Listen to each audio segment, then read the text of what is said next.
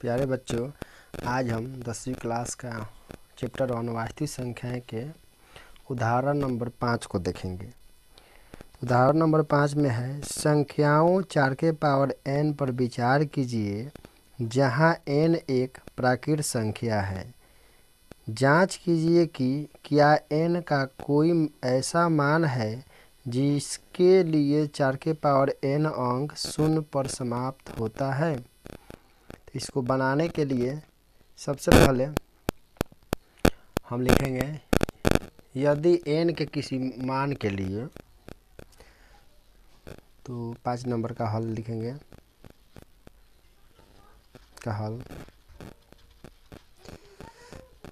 यदि n के किसी मान के लिए n के किसी मान के लिए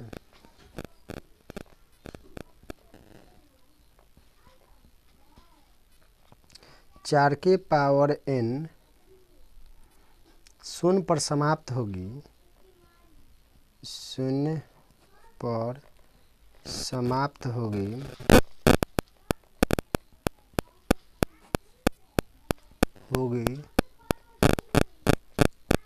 तो वह संख्या 5 से विभाज्य होगी। वह 5 से क्या होगी? विभाज्य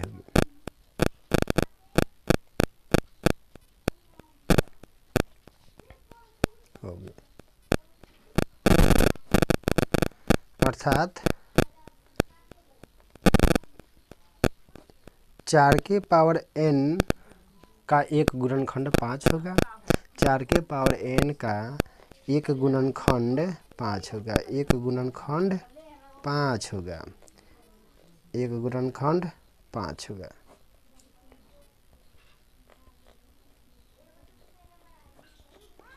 लेकिन 4 के पावर n को देखिए, हम क्या लिख सकते हैं? 4 के पावर n को हम लिख सकते हैं 2 गुने 2 के पावर n। इसका मतलब 2 के पावर 2 का पावर n, यानी 2 के पावर 2n पावर में। यहाँ हम देखते हैं कि 5 के अलावा इसका गुणनखंड एक और संख्या क्या है? 2 है। तो इसको हम लिख सकते हैं। यहाँ हम देखते हैं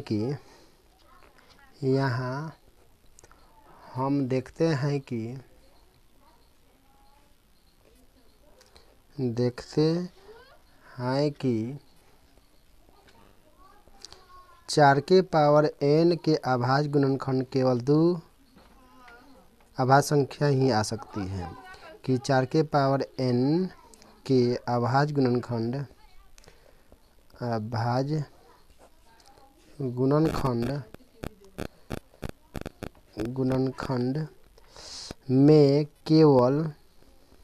में केवल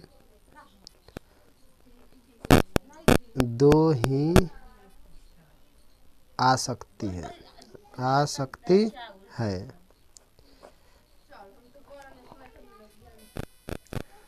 तो गणित के आधारित प्रमेय के अनुसार, गणित की आधारभूत प्रमेय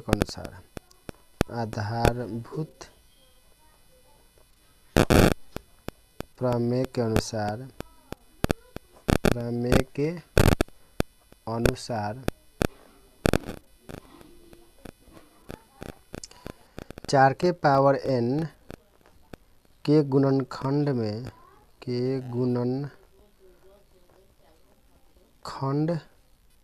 में संख्या 2 के अतिरिक्त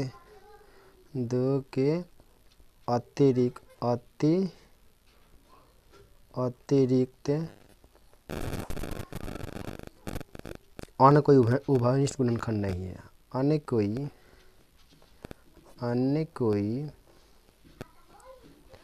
गुणनखंड नहीं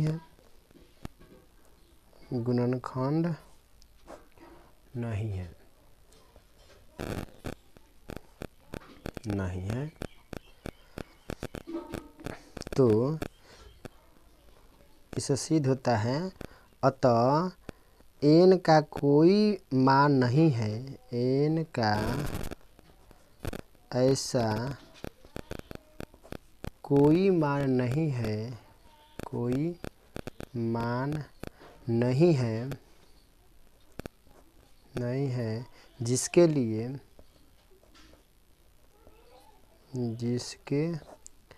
लिए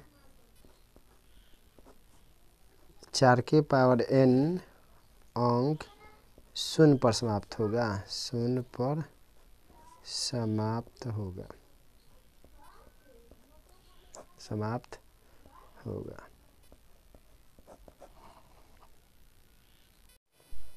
इसके बाद उदाहरण नंबर 6 है, संख्याओं 6 और 20 के अभाज्य गुणनखंडन विधि से HCF और LCM ज्ञात कीजिए। 6 और 20 का HCF ज्ञात करना है, यानी 6 नंबर क्वेश्चन है। तो 6 का गुणनखंड करेंगे, 2 3 6 और 3 से करेंगे 3 एकम 3। इसके बाद 20 का भी गुणनखंड करेंगे, 2 से 2 दहिया के 10, फिर 2 से 2 पचे 10 और 5 से 5 एकम 5, यानी 6 का गुणनखंड हुआ 2 गुने 3, 2 गुने 3। इसके बाद 20 का गुणनखंड हुआ 2 गुने 2 गुने 5। तो इसलिए HCF कौन सा हुआ, तो जो दोनों का उभयनिष्ठ होता है, यानी HCF हुआ 2 और LCM हुआ, इसके बदले में एक ही 2 लेंगे और जो संख्या बच गया 3 बच गया, उसके बाद फिर ये 2 बच गया, उसके बाद 5 बच गया। गुना कर दीजिए, 2 3 6 6 दूना के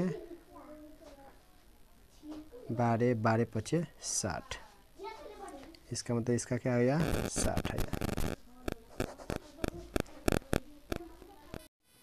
इसके बाद उदाहरण नंबर 7 है, अभाज्य गुणनखंडन विधि द्वारा 96 और 404 का HCF ज्ञात कीजिए और फिर इनका LCM ज्ञात कीजिए। तो सबसे पहले इसका हम क्या करेंगे, गुणनखंड निकालेंगे, यानी 96 का और 404 का। चलिए 2 से कटाएंगे 48 बार में, फिर 2 से कटाएंगे 24 बार में, फिर 2 से 12 बार में, फिर 2 से 6 बार में, फिर 2 से 3 बार में, उसके बाद 3 से 1 बार। यहाँ पर इसको भी कटाएंगे 2 से, तो कितना आया, 202 आया। फिर 2 से कटाएंगे 101 बार। अब किसी से नहीं कटेगा तो 101 से कटाएंगे 1 बार में। इसको लिखेंगे 96 का गुणनखंड क्या क्या हो गया, ये उदाहरण नंबर 7 में था, 7 का है। 96 का लिख सकते हैं 1 2 3 4 5, यानी 2 की संख्या कितना है, 5।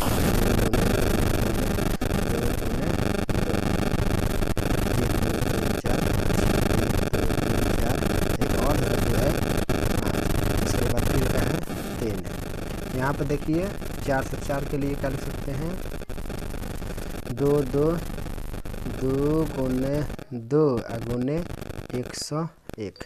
देखिए कौन कौन सा इसमें उभयनिष्ठ है, देखिए ये 2 मिल गया, फिर एक और 2 मिल गया। इसका मतलब कि HCF कितना आया हुआ, तो जो दोनों में कॉमन होता है वही, यानी 2, इस 2 के लिए 1 2 लिखेंगे, इस 2 के लिए एक 2 लिखेंगे, यानी 2 दूना के 4, यानी 4 इसका क्या हुआ, HCF हुआ। और LCM यहाँ से भी ज्ञात कर सकते हैं, चलिए सूत्र से ज्ञात करते हैं। तो LCM बराबर होता है सूत्र 2 संख्याओं का गुणनफल, 2 संख्याओं का गुणनफल बटा HCF। चलिए दोनों संख्या गुणनफल, यानी 2 संख्या कौन कौन सा है, 96 और 404। तो 96 और 4 से 4 को क्या कर देंगे, गुना कर देंगे। अब बट्टा में कितना एचसीएफ कितना आया हमारा, 4 आया। तो 4 से काट देंगे इसको, 4 दूना के 8 और 4 चौका 16, यानी बच गया 24 गुना 404। जब 24 में 404 से गुना करेंगे तो हमारा आंसर आएगा 96, यानी एलसीएम हुआ 96, एचसीएफ हुआ 4। इसके बाद उदाहरण नंबर 8 है, संख्या 6, 72 और 120 का अभाज्य गुणनखंडन विधि द्वारा एचसीएफ और एलसीएम ज्ञात कीजिए। कौन कौन संख्या है, तो 6 है, 72 है और इसके बाद 120 है। चलिए गुणनखंड करते हैं। 2 से कट गया 3 बार में, 3 से कट गया 1 बार में, यहाँ पर कटाइए। 2 से 36 बार, 2 से 18 बार, फिर 2 से 9 बार, फिर 3 से 3 बार, फिर 3 से 1 बार। इसको घटाते हैं। 2 से 60 बार में, फिर 2 से 30 बार में, फिर 2 से 15 बार में, 3 से 5 बार में। इसको कैसे लिखेंगे, तो उदाहरण नंबर 8 का आंसर है, इसलिए 8 लिख देते हैं यहाँ पर। 6 के बारे में क्या लिख सकते हैं, 2 गुने 3 कितना है इसका पावर, यानी 2 एक ही बार है, और 3 कितना बार है, एक ही बार में।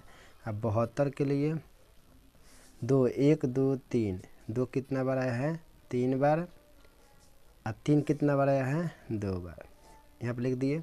उसके बाद 120 के लिए क्या लिख सकते हैं, 1 2 3, यानी 2 कितना बार आया है, 3 बार, और 3 कितना बार, 1 बार, उसका 5 कितना बार, 1 बार।